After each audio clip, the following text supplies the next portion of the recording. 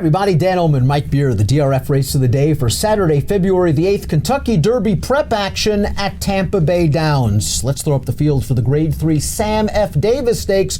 $250,000 on the line, going a mile and a 16th. You can download free Formulator past performances for this race on the Race of the Day event page at DRF.com. Download them, handicap along with us. I want to throw up the Timeform US pace projector for this race because your 6-5 morning line favorite, Independence Hall, well, he likes to be up close, and the number 4 is up close to the pace, along with the 6 Premier Star, a stretch-out sprinter, and I have a feeling if Premier Star wants the lead, he's going to get it. Yeah, I mean, I wouldn't be surprised to see him up front, but it doesn't feel like he's going to be able to get that far away from Independence Hall in this race. We'll see what happens. Independence Hall, you know, he's a nice horse. He's supposed to go forward in here. A fast pace would really suit the number 1 Ajaaweed. This is a Shadwell stable homebred, a son of Curlin, and last time out in the Remsen, his final start as a 2-year-old, he ran very well. He's on the far outside. He's going to make this very close against Shotsky. Shotsky had all the best of it, not only controlling a moderate pace, but on the best part of the racetrack, you had to be on the lead near the rail, and Ajaaweed is coming at him against the bias. I mean, he ran really well in this race. He's gaining ground with every step at the end, and he was against the track in here. I thought this was a nice performance. Then I liked the way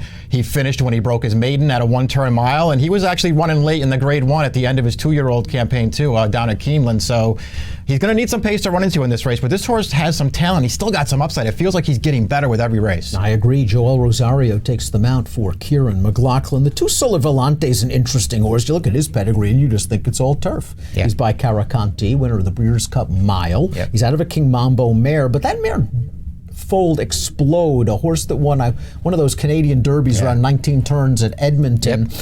This horse ran okay in his dirt debut. He's run very well on turf. Yeah. But his Mucho Macho Man, I thought, was an underrated effort. It was a very fast race. We'll take a look at that race right now. It came back a 90 Beyer speed figure for Sole Volante. The winner of the race, Chance It, as seen on TV. They're in a pitched battle. Sole Volante, he had made an inside advance on the turn, angle to the outside. He's gaining ground on this field at the end. I'm not worried about distance. I think he'll stretch out. The question is this really a true representation of what he's going to be, or is he probably going to be a turf horse? I don't know. I thought he ran well in this race, so I'm not surprised they're giving him another chance on the main track here.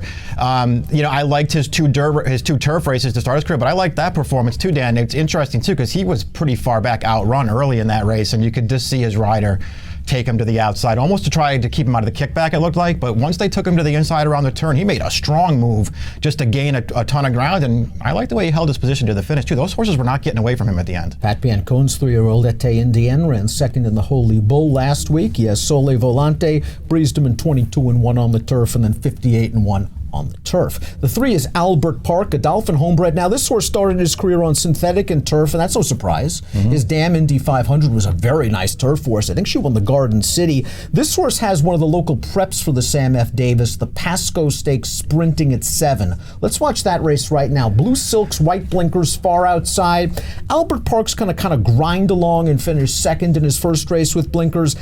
While both of his wins have come sprinting, I wouldn't be surprised if he wants longer distances. I can see him stretching out. He's going to have to do better than this, though. I mean, he was never going to beat the winner in this race, and you saw him sort of get floated to the outside there at the top of the stretch, but he was just no match for that horse and just sort of finished evenly. That was no getting over me, who's also in this race down on the inside in that race, and he didn't seem like he had any excuse either.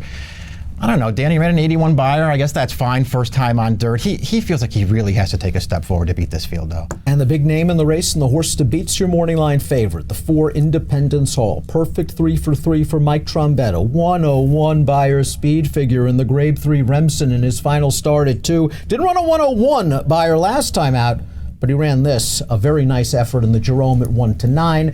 He's still a little bit green, you'll see. He's drifting a little bit, but he gets the job done over these horses the way he's supposed to. I don't think they really got to the bottom of the well in this race. And now he's going to have to go 2 turns for the first time, but he has shown nothing but inordinate talent. He can really run. This was a fine performance for what it was. It's just to kick off his 3-year-old campaign on New Year's Day.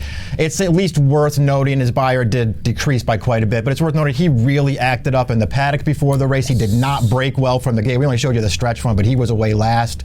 So here's some things working against him. He still won very easily. All 3 of his races have been very good.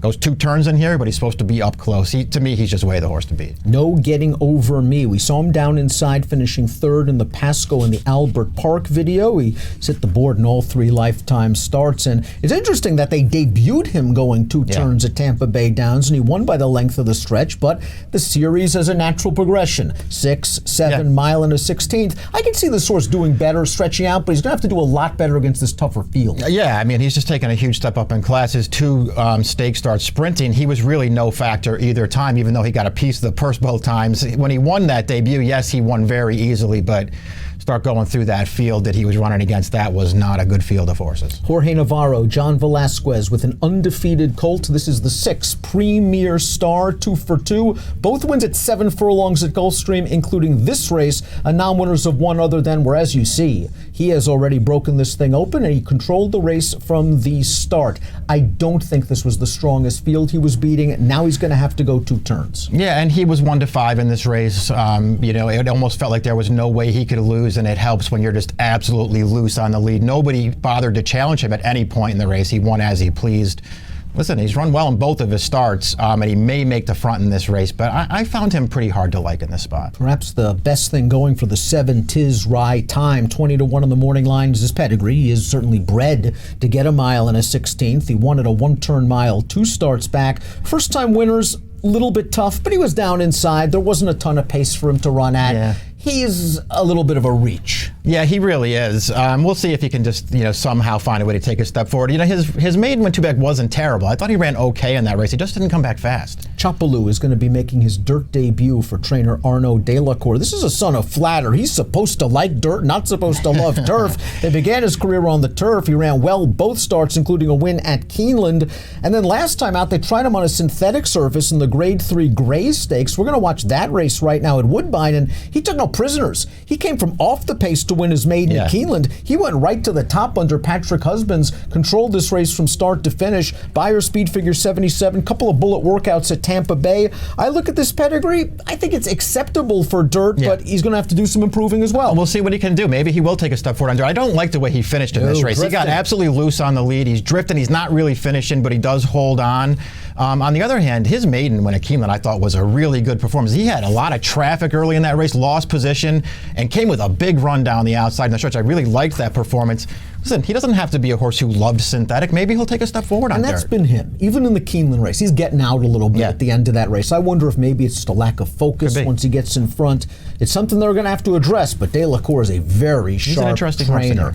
Let's take a look at our top picks for the Grade 3 Sam F. Davis. You got to respect Independence Hall in here, but we're going to take a shot. You've always been a big fan of Ajaaweed, against the grain of the track last time out. Likely going to get a good setup here for Kieran. He's your top pick, 4 to 1 on the morning line. Yeah, listen, I'm not way against Independence Hall, and I'm actually rooting for him to run a good race because he looks like a really nice horse to me, and I want as many nice 3-year-olds as we can get around now. But I like everything Ajaaweed's done, and he does feel like a horse to me who is supposed to get better with racing and of course, with the distance. Your third pick is my top selection. That's Soleil Volante. He's got the fig. Got the 90 buyer last time out in the Mucho Macho Man. I thought he ran okay, considering, as Mike mentioned, they tried to keep him away from the kickback, got him down inside, got him back out. He got an education in that race. We'll see if he can handle 2 turns on the main track or if turf will be his ultimate surface. I'll go 2-1-6-4. Mike's going 1-4-2-8. It's the Grade 3 Sam F. Davis. Your Saturday DRF race of the day has an approximate post time of 5:29 Eastern. Good luck.